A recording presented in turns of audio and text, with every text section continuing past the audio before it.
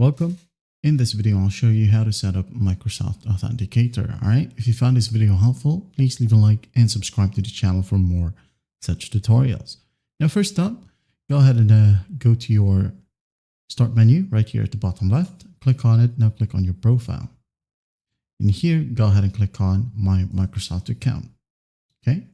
Once that's done, go ahead and click on Your Info. And then go ahead and go to Accounts. And a browser will pop up. Okay. If you don't want to do that, just go ahead and straight up open up your favorite browser and type in account.microsoft.com, and you will be greeted with a Setup Microsoft Authenticator page. All right. Now, if not, in here, just follow my instructions. Go ahead over to a security in the left panel. Click on it. Now, go ahead and go to the top right and click on two-step verification. Click on it.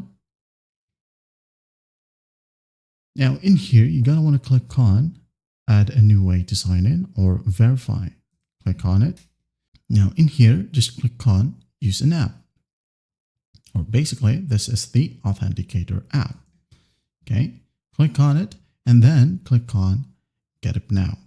Now in here, all you have to do is just open up your mobile device. Now go ahead and go to your Play Store or App Store. Download Microsoft Authenticator. Like so. Make sure to install it, and once done, open it up. Now go ahead and tap on the QR code. All right, as you can see here, you won't be able to see it on your end because of some privacy settings. Just tap on the QR code scanner and then point your phone in this QR code. And once done, your Authenticator app can now be used when you try to log in using your Microsoft account. That's basically it. Or you can use it using your PayPal or any other website.